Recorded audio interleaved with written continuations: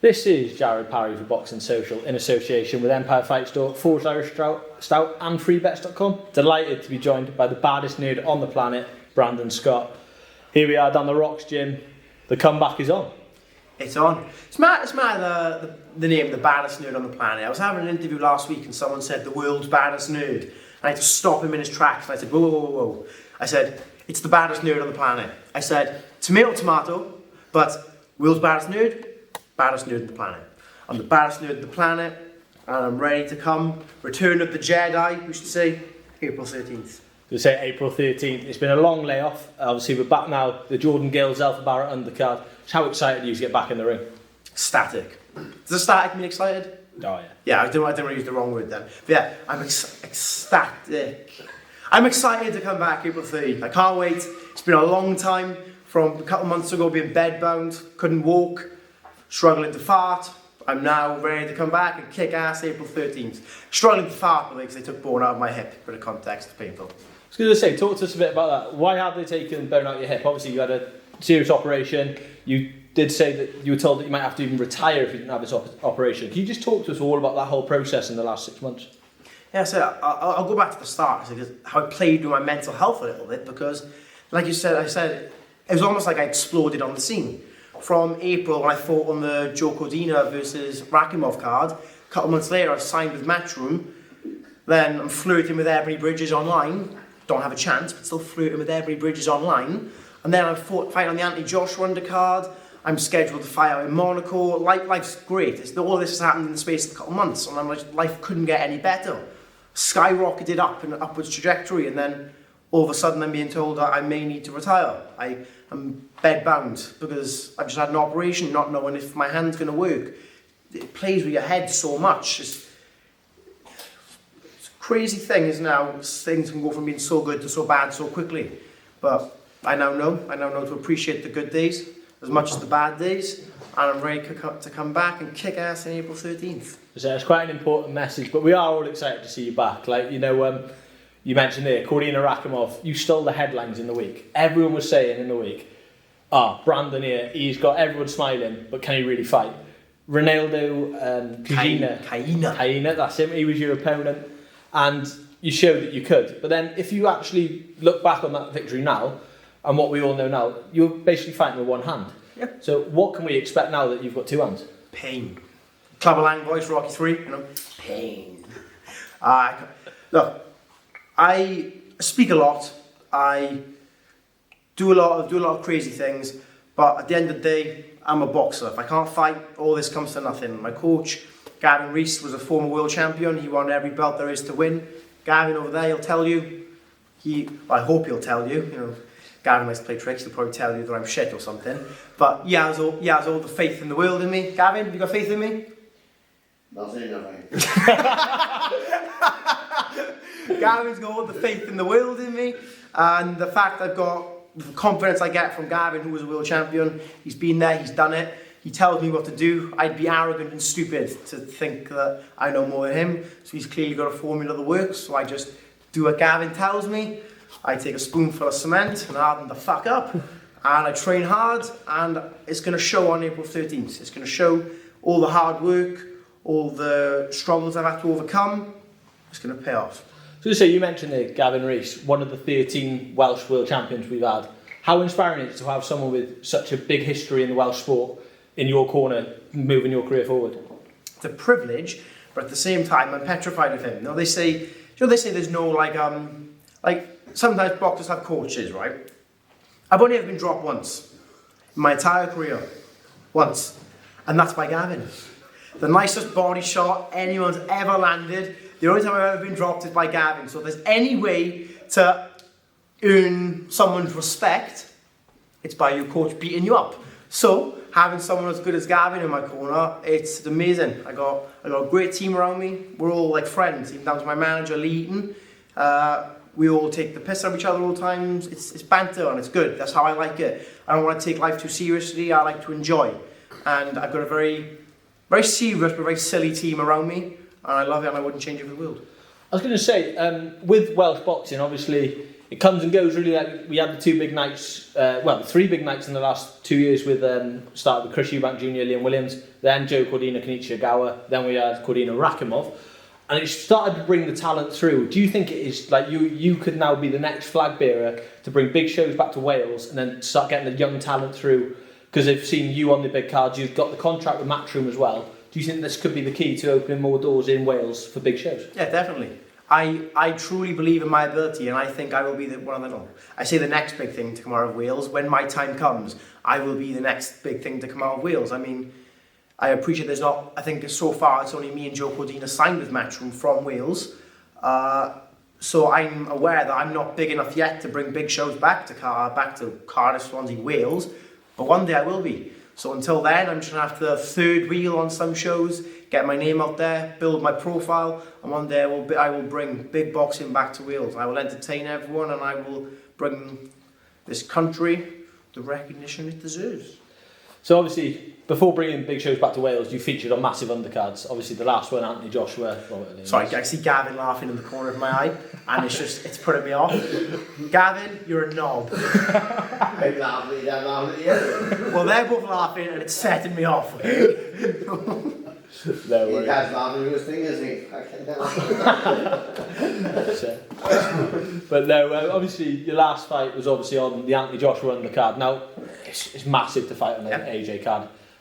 Just how was that for an experience in your career? It was insane. It was mad. But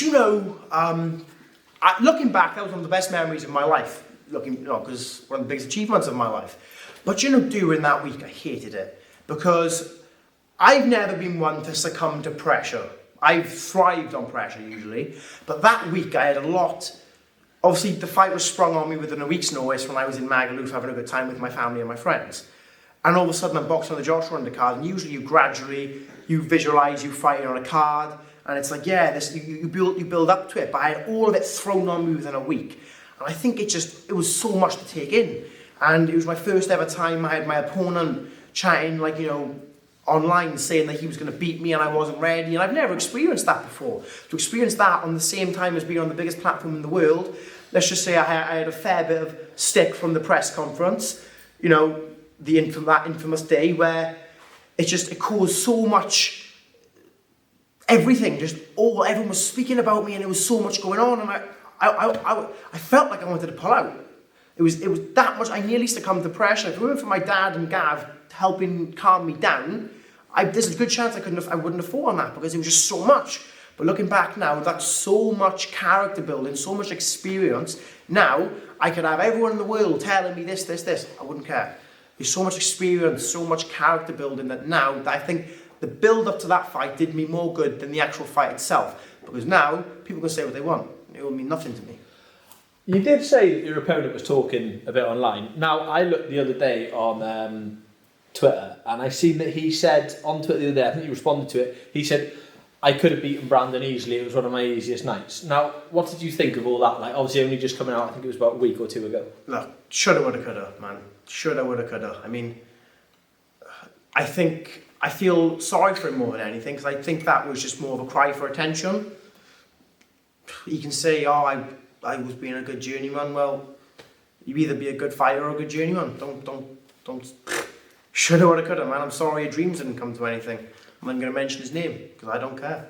I'm on a good trajectory with my career now, where he can say what he wants. His chapter in my book is over now, so I'm going to move on and kick someone else's ass next. He even started going after my coach Gavin, which can I just say, he's lucky that did now. Gavin broke his neck. I was going to say, so we've got to obviously move forward. Have we got an opponent locked in yet for? Not yet. It was scheduled to be at featherweight, the fight was. So obviously Tom Dallas would love to do my matchmaking at featherweight, but then the fight got moved. My weight's really good right now. Because I'm disciplined, I'm dedicated, my weight's a lot better than I thought it would be. So now, Gav, be quiet. So the fight's been moved down to super bantamweight, so it may have put a little bit of a delay on the opponent, but I don't care. They can put who they want in front of me. I've got a chip on my shoulder in this fight now. All I'm going to say is, who am I fighting next? Some poor bastard. So, obviously, where do you want to be at the end of this year, essentially? So is it time to chase titles? We've got some really good Welsh title fights that have been on the scene. Are you ready to surpass that level? Maybe look at British titles. Do you think that could be at the end of the year? Yeah. Look, I take it fight by fight, day by day. I believe I'm going to be a world champion one day. I have 100% faith that I'm going to be a world champion. I'm going to win more belts than Gavin, so I can put that to bed. But look, I don't care what belt it is, when it comes, as long as it comes. Eddie said in the press conference towards the end of the year, pushing towards title contention, which I'm got to be going. That's going to be tingling. But at the same time, I never had a senior fight as an amateur. I only ever had youth fights, was the furthest I went. So I'm aware that I'm still learning on the job. I'm still maturing. So look, when the time's right, the time's right. But until then, I'm just learning, riding the wave of life, and seeing where it brings me.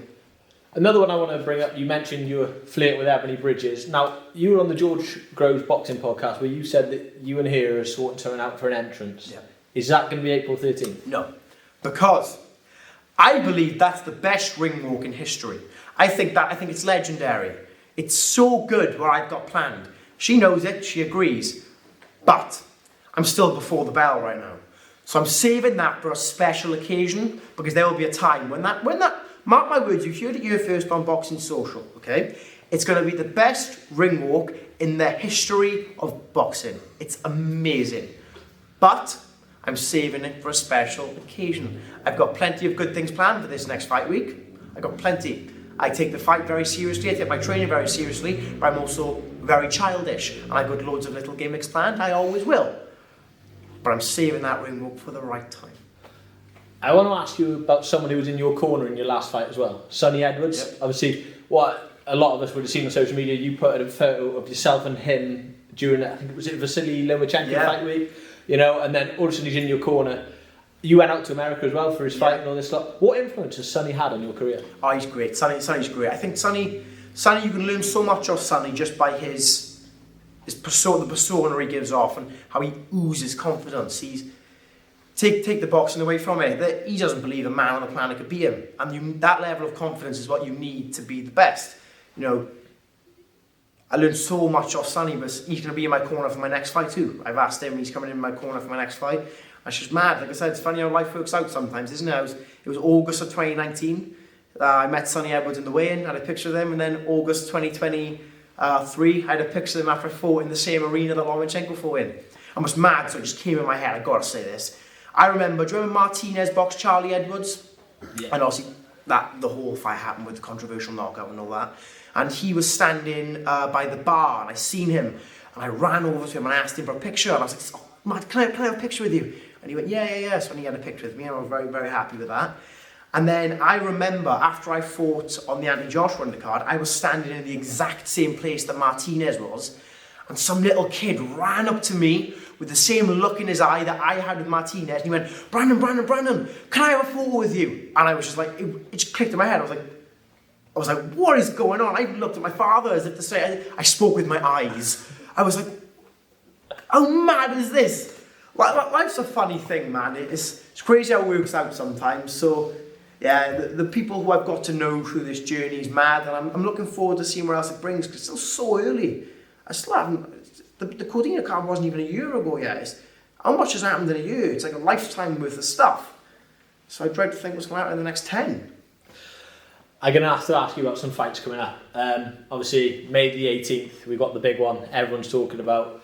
It's Tyson Fury, Oleksandr Usyk. Now, just first and foremost, what is your prediction for that fight? They say a good big man always beats a good little man. But I think you'd have to be an idiot to write off Oleksandr Usyk, especially after he beat Joshua. He's proven himself as a heavyweight. I think Tyson Fury is going to be just too big. I think, because we're not just talking about a big man versus a little man, yeah? We're talking about the world's best heavyweight fighting another of the world's best heavyweight, but he's so much bigger. I think size is going to be the deciding factor in that fight. But at the same time, you'd be stupid off to write Usyk, because his movement's so good, he's so fluent. But Tyson Fury's got such a good brain. I mean, look how he disabled Deontay Wilder's right hand when he fought him. I'm going to go with Tyson Fury, stoppage, round 8. was going to say, with cards coming up as well, we've also got the Matchroom versus Queensberry. Now, as we do this interview, we don't know the weight classes yet for the 5v5. But is there a dream fight between Matchroom fighters and a Queensberry fighter that you'd love to see? There's the obvious answer of Anthony Joshua versus Tyson Fury. There's other great fights, like there's loads, like Nick Ball against Ray, not Ray Savage, that's his Instagram name, what's his name? Ray Ford. Ray Ford, yeah, Ray Ford versus Nick Ball, that's a great fight. There's Callum Smith versus Anthony Yard, there's loads of good fights there can be, but which one are they going to choose? They're both going to want their best fighters, none of them are going to give. I watched an interview with Eddie Hearn yesterday and he said, you know, the other promoter will mention a fight where one promoter's in a bigger advantage and they're like, no way, they want the best fights. But I think that's why it's so good, because neither promoter wants to lose that. There's a lot on the line for that, so I don't know. But honestly, there's the obvious answer, Tyson Fury versus Anthony Joshua, but that card's topped by Bivol versus Bertobiev. Now that in itself is a mega fight. That's a dream fight. It's the ultimate boxer versus the ultimate fighter, isn't it? I don't know who's going to win that one, but I'm going to watch that card for that fight alone. Do you want to get yourself one of these Saudi cards? Like, you know, they're popping up quite often now. Everyone thought they could have just been through Riyadh season. They've continued throughout the year, and they continue to grow. Would you like to see yourself one of them cards? Turkey Al Sheikh, Mr. Turkey. You don't know me, but I dress up. I'll get you loads of attention on the shows. Put me on a Saudi show, please. But I always wanted to go to Saudi Arabia. I'll do anything you want. Anything.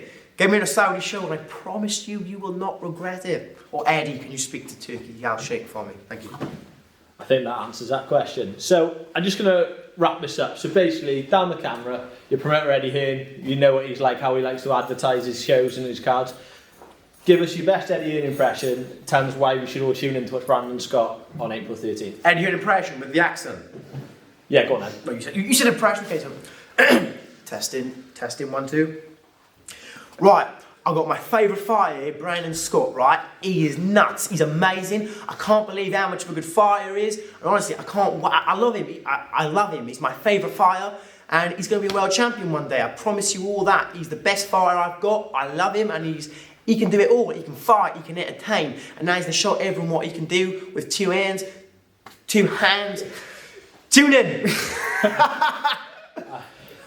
Brilliant. Right, Brandon, thank you very much for having us down here today. Thank you, Jared. Thank you, Boxing Social. Obviously, can't wait to see you back on April 13th. Thank you very much.